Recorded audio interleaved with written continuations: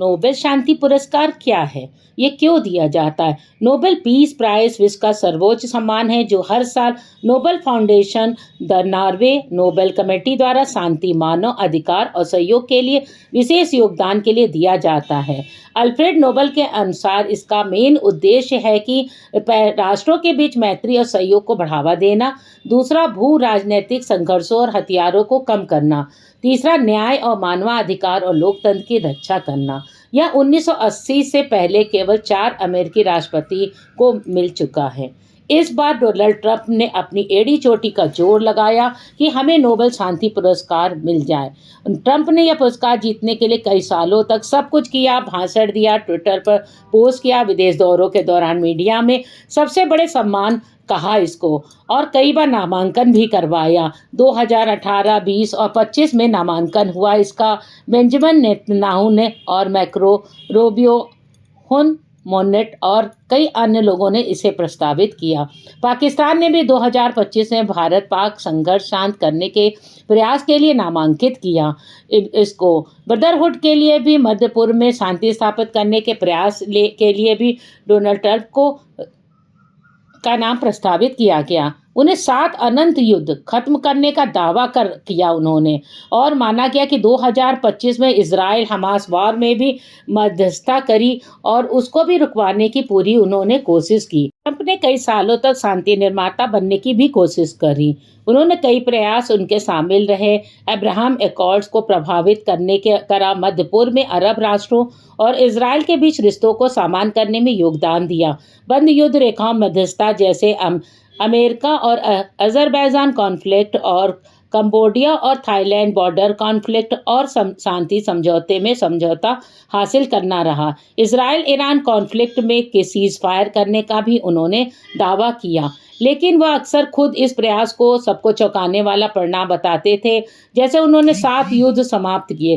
दर्शकों ने इसे अतिशयोक्ति माना। तो फिर लेकिन ट्रंप को पुरस्कार क्यों नहीं दिया? यही सवाल हर किसी के जहन में है। ट्रंप ने इतना सब कुछ किया फिर भी वह पुरस्कार क्यों नहीं जीत पाए? इसके कई कारण हैं। नामो निशान की समय सीमा मिस हो गई थी। 2025 के लिए नामासी दस्तावेज 31 जनवरी 2025 को बंद हो गए थे, जबकि ट्रंप के लिए कई नामांकन बाद में किए गए थे। दूसरा था शर्तों में मेल नहीं खाया। नोबेल समिति ऐसे कारणों की तलाश करती है जो मानवता, सत्ता, न्याय और लोकतंत्र को मजबूत करने वाले हों, न केवल समिति राजनीतिक समझौतों पर हो।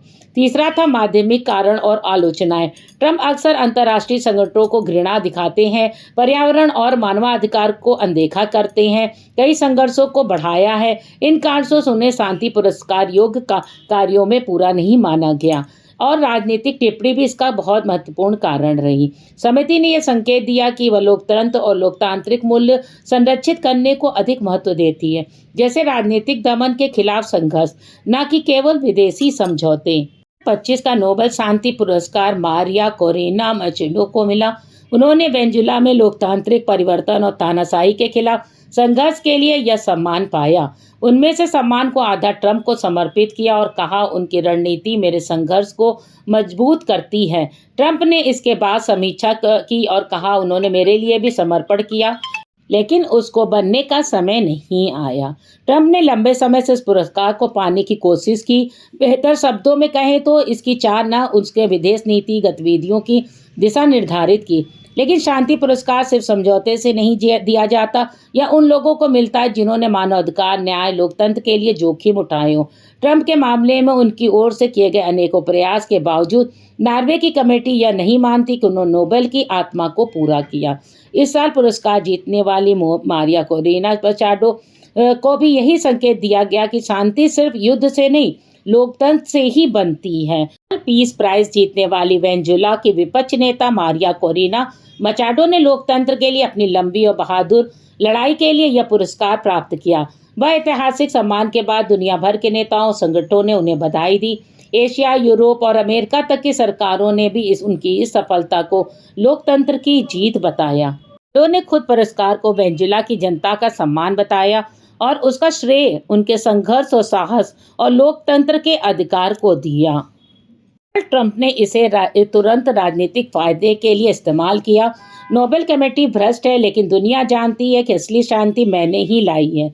इस बयान से उनके समर्थकों के बीच यह भाव पैदा किया गया कि ट्रंप को ईमानदार होने की सजा मिली है और एंटी एस्टेब्लिशमेंट को मजबूत कर गया है। 2025 और 26 के चुनाव में डोनाल्ड ट्रंप को सहानुभूति और मीडिया कवरेज दोनों मिलेगी। आपकी क्या राय है? कमेंट करके बताएं और एपिक फेस जोन को अगर अभी तक लाइक और सब्सक्राइब नहीं किया है तो जरूर से कर लें। Thank you so much.